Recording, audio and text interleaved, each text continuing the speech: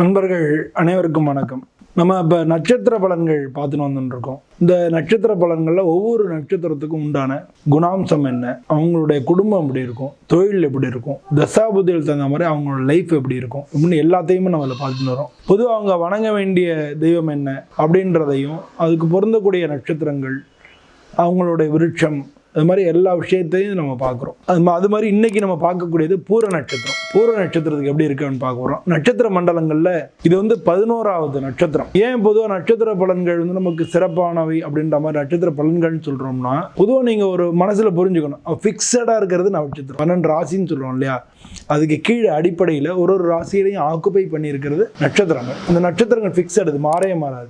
அஸ்வினி நட்சத்திரம் மேஷ ராசினா அஸ்வினி நட்சத்திரம் மேஷ ராசி தான், மாறவே மாறாது. ஸோ இந்த நட்சத்திரங்களை ஒவ்வொரு கட்டத்துக்குள்ளேயும் அடைச்சு நம்ம 27 நட்சத்திரம் வச்சிருக்கோம். இதுக்கு மேலே கடிகாரம் மாதிரி கிரகங்கள் சுத்துறது. ஸோ கிரகங்கள் எந்தெந்த இடத்துக்கு வருதோ அந்தந்த இடத்துல அந்த மாதிரி பலன்கள் இப்படின்றதான் ஒரு கிளிம்ஸுக்காக நான் சொல்கிறேன், ஒரு விஷயம் புரிஞ்சுக்கிறதுக்காக நான் சொல்கிறேன். அதனால இப்போ பூர நட்சத்திரத்தை எப்படி இருக்குன்னு பார்க்க போகிறோம். இந்த நட்சத்திர மண்டலங்களில் 11வது நட்சத்திரம், இந்த நட்சத்திரத்தின் அதிபதி சுக்கிரன். இவர் இருக்கக்கூடிய அந்த ராசி சிம்ம ராசி, அந்த ராசிக்கு அதிபதி சூரியன். இது பொதுவாக பெண் நட்சத்திரம் அப்படின்னு சொல்றாங்க. இந்த நட்சத்திரம் உடம்புல முதுகெலும்பு, இதயம், இது ரெண்டையும் இந்த நட்சத்திரம் குறிக்கிறது. இதோட அதிபதி சுக்கிரன்றதுனால அவங்க பார்க்க அழகா இருப்பாங்க. பொதுவாக பூர நட்சத்திரம் பார்க்கறதுக்கு அழகா இருப்பாங்க. அழகா மிடுக்கா ட்ரெஸ் பண்ணுவாங்க. அவங்க ட்ரெஸ் பண்ணிக்கிறத இவங்களுக்கு நிகர் இவங்க தான். அது இவங்க கரெக்டாக அந்த கலர் சூஸ் பண்ணி, இந்த கலருக்கு அந்த கலர் நல்லா இருக்கும், அதுக்கு இது நல்லா இருக்கும் அப்படின்னு ஒன்றுக்கு ஒன்று அவங்க இது கொடுத்து சூப்பராக மிடுக்க அவங்க நல்லா ப்ரெசென்ட் பண்ணுற மாதிரி நல்லா ட்ரெஸ் பண்ணிக்குவாங்க. இவங்க மனசு அலப்பாஞ்சுட்டே இருக்கும். பெண்களை பார்த்தா இவங்களுக்கு மனசு அலப்பாஞ்சுட்டே இருக்கும். நல்லா பகட்டாக நல்லா அந்தஸ்தாக வாழ்கிறதுக்கு இவங்களுக்கு ரொம்ப விருப்பமானவங்களாக இருப்பாங்க. நல்ல அறிவு, புத்திசாலித்தனம் இருக்கும், நல்ல அறிவு கூர்மை இருக்கும். அதனால எதிரிகளை, எப்படிப்பட்ட எதிரியாக இருந்தாலும் எதிரிகளை வெல்லக்கூடிய ஆற்றல் உள்ளவங்களாக இருப்பாங்க. அதே சமயத்தில் நண்பர்கள், சுற்று இருக்கக்கூடிய உறவினர்கள் எல்லாரையும் அனுசரித்து அவங்க மனசு கோணாமல், மனசு புண்படாமல் நடந்துக்குவாங்க. ஆனால் இவங்களுக்கு கோவம் வந்துருச்சுன்னா கட்டுப்படுத்தவே முடியாது. பின்னால் என்ன நடக்கும் அப்படிங்கிறத முன்னாலேயே யோசிச்சு அறிஞ்சிக்கக்கூடிய தன்மை உள்ளவங்களா இருப்பாங்க. இங்க யதார்த்த குணம் உள்ளவங்களா இருப்பாங்க. ஆன்மீகத்துல ஈடுபாடு இருக்கும். இவங்களுக்கு தத்துவ அறிவு உண்டு, கற்பனையும் உண்டு. இதெல்லாம் இவங்களுடைய குணாம்சமா இருக்கு. இவங்களுடைய குடும்பம்னு பார்த்தோம்னா, இவங்க பொதுவாக இவங்க காதலிக்கிறவங்க இந்த நட்சத்திரத்தில் உள்ளவங்க நிறைய பேர் இருப்பாங்க.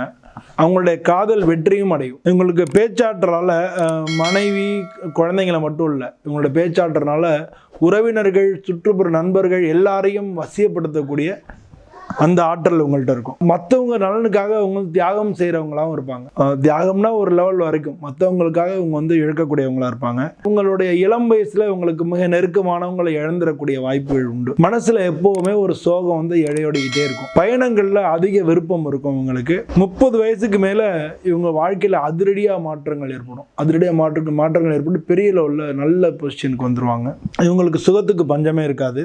வாகனம், வீடு, மனை, இடம் எல்லாமே வாங்குவாங்க. இவங்க ஆடம்பரத்துக்காக கடன் வாங்கி கூட ஆடம்பரமா வாழக்கூடிய மனிதர்கள்ல நிறைய பேர் பூர நட்சத்திரத்தை சேர்ந்தவங்களா இருப்பாங்க. இவங்களுடைய தொழில்னு பார்த்தோம்னா, இவங்க நல்லா உழைக்கிறதுல ஆர்வம் உள்ளவங்க. ஓயாம உழைக்கிறதுல இவங்களுக்கு நல்ல ஆர்வம் இருக்கும். குறுக்கு வழியில பணம் சம்பாதிக்கிறதுக்கு இவங்கள நிறைய பேர் வாய்ப்பு இருக்கு. நடிப்பு துறையில ஆர்வம் உள்ளவங்க இவங்க இருப்பாங்க. அரசு அல்லது தனியார் துறையில் அதிகாரியா வேலை பார்க்கறதுக்கு உங்களுக்கு நல்ல யோகம் இருக்கும். டூரிசம், PRO, வர்த்தகத்துறை, புத்தக வியாபாரி, ஃபேன்சி ஸ்டோரு, வாசனை திரவியங்கள், கலை, இசை, அரசியல், ஆன்மீகம் போன்ற துறையில இவங்க இருக்கிறவங்கள இவங்கள நிறைய பேர், இந்த நட்சத்திரத்தில் உள்ளவங்க நிறைய பேர் இருப்பாங்க. இவங்களோட நோயின்னு பார்த்தோம்னா, யங் ஏஜ்ல ஏற்பட்ட நோயோட பின்விளைவுகள் மத்திய வயசுல, அவங்களுடைய வயசான காலத்துல தெரியும். இப்போ ஒருத்தருக்கு இள வயசுல பின்னால அடிபடுறது, மண்டையில அடிபடுறது, பட் அதனுடைய பின்விளைவுகளை பின்னால அனுபவிப்பாங்க. அந்த மாதிரி பின்விளைவுகளை அனுபவிக்கக்கூடியவங்க, சர்க்கரை நோய் உள்ளவங்க, விபத்துனால பாதிக்கக்கூடியவங்கள, மின்சாரம் தாக்கக்கூடியவங்க, மனநிலை பாதிக்கக்கூடியவங்க, இது மாதிரியான விஷயங்கள் அவங்களுடைய ஜாதகத்துக்கு தகுந்த மாதிரி இந்த மாதிரி விஷயங்கள் நடக்கும். இந்த மாதிரி நடக்கிறவங்கள இந்த பூர நட்சத்திரம் இருப்பாங்க. இவங்களுக்கு யங் ஏஜ்லேயே சுக்கிர தசை வரும், குட்டி சுக்கிரன்னு சொல்லுவாங்க. அதனால பொதுவாக யங் ஏஜ்ல இவங்களோட அப்பா அம்மா கொஞ்சம் கஷ்டமா இருக்கும், பல போராட்டங்கள் இருக்கும் இளம் வயசுல. இவங்களுக்கு சுக்கிரன் நல்லா ஜாதகத்தில் இருந்தாங்கன்னா சுபிக்ஷமாகவும் இருக்கும். அவங்க சுபிக்ஷமா இருக்கக்கூடியவங்களும் இருப்பாங்க சுக்கிரன் நல்லா இருந்தா. ஆனா எப்படி பார்த்தாலும் அப்பா அம்மாவுக்கு ஒரு சில வசதி வாய்ப்புகள் பணங்காசுல இருந்தாலும் வேற வகையில் அவங்களுக்கு கஷ்டங்களும் மன நெருக்கடிகளும் ஏற்படும். ஆடை அணிகலன்கள்லாம் சேர்க்கையெல்லாம் ஏற்படும். இதெல்லாம் சுக்கிரன் நல்லா இருந்தா. சுக்கிரன் நல்லா இல்லாட்டினா சின்ன வயசில் அப்பா அம்மா கஷ்டப்படுவாங்க. இவங்களும் பல போராட்டங்களை பல இன்னல்களை சந்திக்க வேண்டி வரும். இதுக்கு அடுத்து வரக்கூடிய சூரிய தசை. சூரிய தசையில் வந்து இடமாற்றம் ஏற்படும், கல்வியில் வந்து ஏற்றம் ஏற்படும், எடுக்கும் முயற்சியில் எல்லாத்தையும் வெற்றி கிடைக்கும் சூரிய திசையில். ஏன்னா அந்த ராசிக்கு அதிபதி வந்து சூரியன்லேயே. அதனால இதுக்கு அடுத்து நடக்கூடிய இது சந்திர தசை. சந்திர தசையில் வந்து தேவையில்லாமல் மனக்குழப்பம் ஏற்படும், முன்னேறதில் வந்து தடை ஏற்படும், தாய் தந்தைக்கு வந்து பாதிப்புகள் ஏற்படும் சந்திர தசையில். இதுக்கு அடுத்து வரக்கூடியது வந்து செவ்வாய் தசை. செவ்வாய் தசையில் வீடு மனை சொத்துக்கள் வாங்குறது, அதனால முன்னேற்றம் ஏற்படுறது, வெளிநாடு போகிறது, வாகனங்கள் வாங்குறது, திருமணம் அப்படின்னு சுபகாரியம் நடக்கிறது, இதெல்லாம் வந்து செவ்வாய் தசையில் நடக்கும். இதுக்கு அடுத்து வந்து ராகு தசை. நல்ல யோகங்கள் ஏற்படும், முன்னேற்றம் ஏற்படும், நல்ல செழிப்புகள் ஏற்படும்.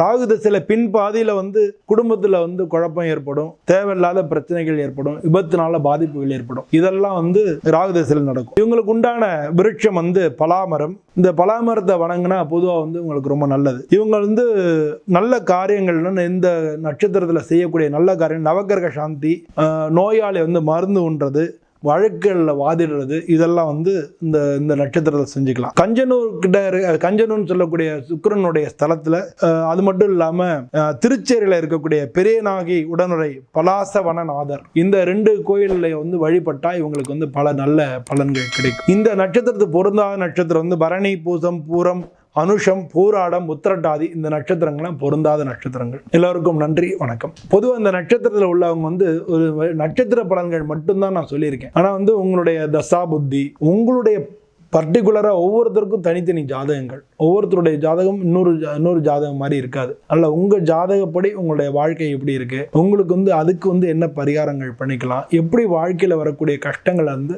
நம்ம எப்படி சந்தித்து அதை வந்து அதுலேருந்து எப்படி நம்ம மீண்டு வரலாம், இப்படின்ற இந்த மாதிரியான விஷயங்களை தெரிஞ்சுக்கிறதுக்கு ஆர்வம் இருந்தால் என்னை தொடர்பு கொள்ளுங்க. என்னை தொடர்பு கொள்வது கீழ்கண்ட நம்பர் இருக்குது. நீங்கள் ஜாதகம் பார்க்குறதுக்கு கட்டணம் உண்டு. அதே மாதிரி நீங்கள் தொடர்பு கொள்ளும் பொழுது காலம்பரை 8 மணிலேருந்து சாயந்தரம் 8 மணிக்குள்ளே தொடர்பு கொள்ளுங்க. பல பேர் வந்து மற்ற நேரங்களில் தொடர்பு கொள்கிறாங்க. அந்த நேரங்களில் நம்ம எப்படி எடுக்க முடியும்? ராத்திரி 11 மணி 12 மணிக்கெல்லாம். அதனால் அது பொதுவாக காலை 8 மணிலேருந்து மாலை 8 மணி அலுவலக நேரம். இந்த நேரத்தில் தொடர்பு ஒன்றா என்னுடைய அலுவலகத்தில் உள்ளவங்க உங்களுடைய டீட்டெயில்ஸை வாங்கி நேரம் ஃபிக்ஸ் பண்ணி நம்ம பேசுகிறதுக்கு உண்டான கொடுப்பாங்க. நான் கோயிலில் வேலை பார்க்குறதுனால எனக்கு உண்டான காலங்களும் இருக்கு இல்லையா, அதனால் அதெல்லாம் பார்த்துட்டு கொடுப்பாங்க. அதனால் நீங்கள் வந்து என்னை நேரடியாக நீங்கள் என்கிட்ட பேச முடியும். ஃபோன் மூலமாக என்கிட்ட பேசி உங்களோட டீட்டெயில் தெரிஞ்சுக்க முடியும். இல்லை அப்படின்னா உங்களுக்கு தேவையான விஷயங்களை வந்து நீங்கள் வாய்ஸ் மெசேஜாக வேணுனாலும் நீங்கள் வாங்கிக்கலாம். எல்லாத்துக்கும் இந்த நம்பரை தொடர்பு கொள்ளுங்க. எல்லாருக்கும் நன்றி, வணக்கம்.